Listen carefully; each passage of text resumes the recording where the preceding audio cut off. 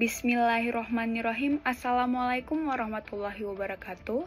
Perkenalkan, nama saya Mazdia Mawadah, mahasiswa pendidikan matematika, program pendidikan profesi guru prajabatan, gelombang kedua, tahun 2023, Universitas Muhammadiyah, Jakarta.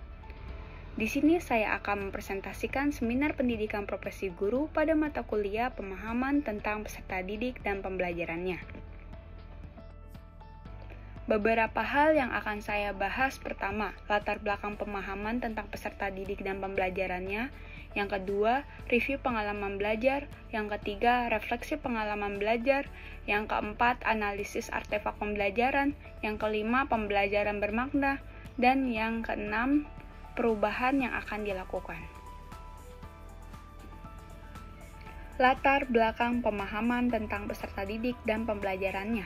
Adanya mata kuliah ini bertujuan untuk membekali mahasiswa tentang memahami karakteristik peserta didik, merancang pembelajaran dan asesmen yang berpihak pada peserta didik, dan menciptakan lingkungan yang aman dan nyaman bagi peserta didik. Selain itu juga, pada saat mata kuliah ini, dosen dan mahasiswa banyak membahas mengenai peserta didik secara mendalam dan kebutuhan dalam belajar. Mata kuliah pemahaman tentang peserta didik dan pembelajarannya terdapat 4 topik. Topik pertama, mengenal peserta didik. Topik kedua, pembelajaran yang berpihak pada peserta didik. Topik ketiga, asesmen yang mempertimbangkan dan memanfaatkan pengetahuan tentang peserta didik. Topik keempat, lingkungan belajar yang aman dan nyaman bagi peserta didik. Nah, selanjutnya kita akan mereview pengalaman belajar pada setiap topik. Mengenal peserta didik. Dalam topik ini mempelajari tentang teori-teori belajar dan perkembangan. Teori belajar diantaranya yaitu teori belajar behavioristik, teori belajar sosial kognitif, teori belajar konstruktivisme, dan teori belajar humanistik. Isu perkembangan yang paling penting untuk dipelajari dalam perkembangan anak meliputi nature, continuity, and discontinuity, serta early and later experience. Dalam pembelajaran ini, saya merefleksikan betapa pentingnya seorang guru mengenal setiap peserta didik serta memastikan kebutuhan, kesesuaian, dan kesiapan belajar mereka. Hal ini agar proses pembelajaran dapat berjalan efektif dan mencapai tujuan yang diharapkan. Pembelajaran berpihak pada peserta didik. Strategi yang dapat digunakan untuk menciptakan pembelajaran yang berpihak pada peserta didik yaitu pembelajaran berdiferensiasi, pembelajaran tanggap budaya atau culturally responsive teaching, biasa disebut dengan CRT, dan pembelajaran yang sesuai dengan level kemampuan teaching at the right level atau biasanya disebut dengan thorough. Asesmen yang mempertimbangkan dan memanfaatkan pengetahuan tentang peserta didik.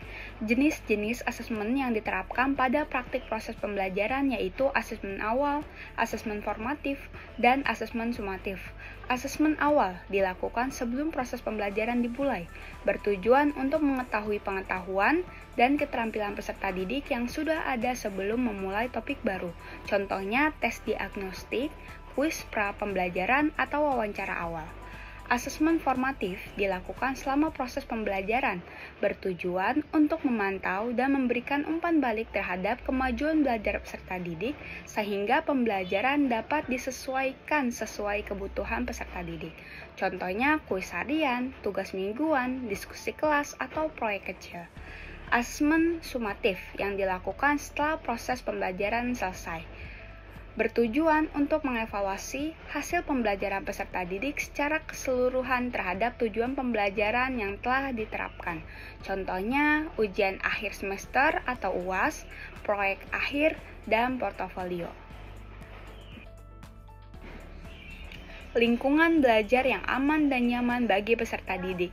Tripusat pendidikan di mana ketiga lingkungan belajar yaitu sekolah, keluarga, dan masyarakat harus saling bersinergi untuk menciptakan lingkungan belajar yang aman, nyaman, dan berpihak pada peserta didik.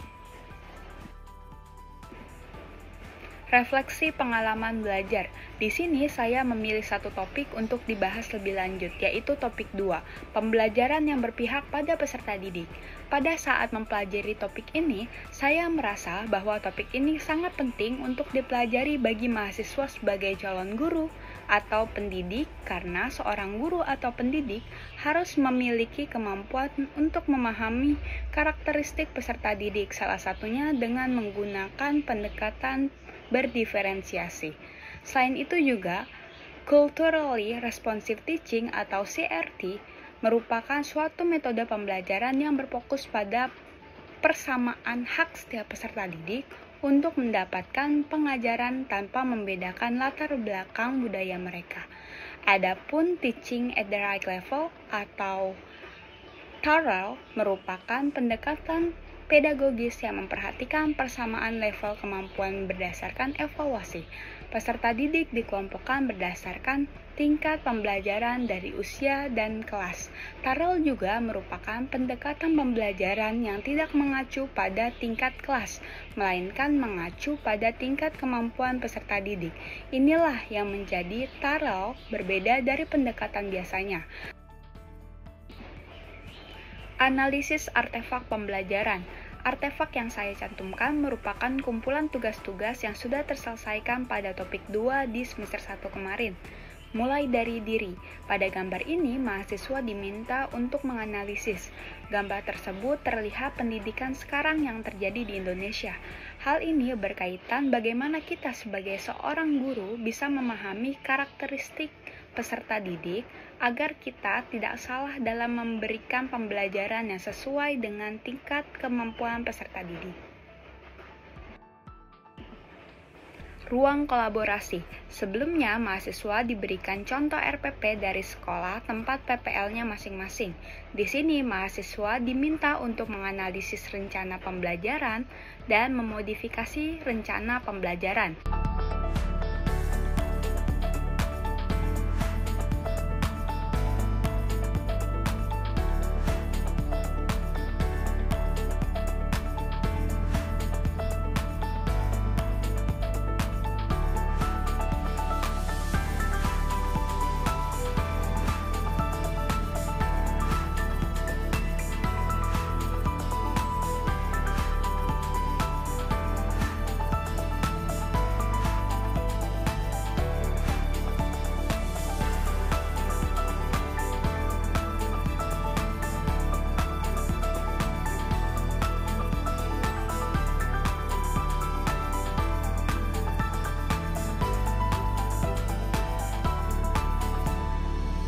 Aksi nyata berisi tentang refleksi terkait materi RPP, khususnya penyusunan, evaluasi, dan refleksi selama mahasiswa melakukan kegiatan PPL di sekolah.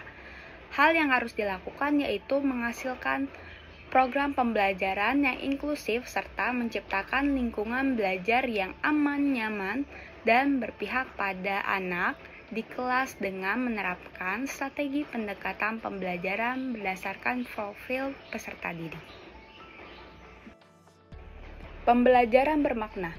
Melalui mata kuliah ini, saya menyadari tugas guru, yaitu guru sebagai fasilitator. Guru tidak hanya menjadi sumber pengetahuan, namun memfasilitasi dan mengembangkan potensi yang dimiliki peserta didik.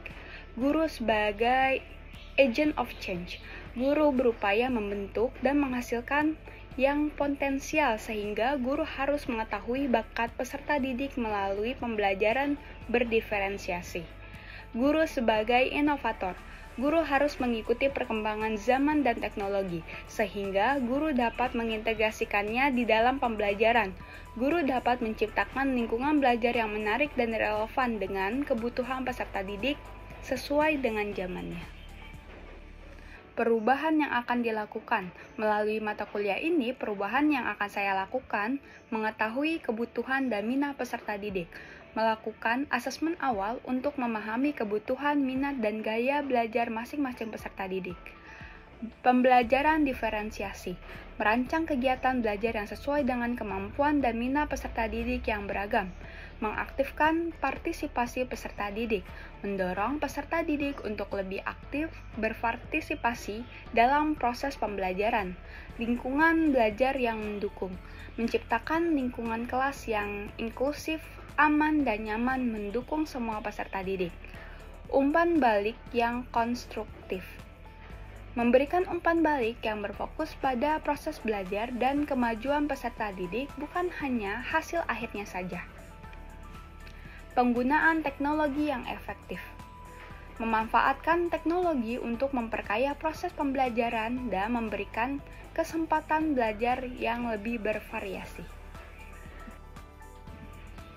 Sekian presentasi seminar pendidikan profesi guru mengenai mata kuliah pemahaman tentang peserta didik dan pembelajarannya. Sampai jumpa di video selanjutnya mengenai seminar pendidikan profesi guru pada mata kuliah lainnya. Wassalamualaikum warahmatullahi wabarakatuh.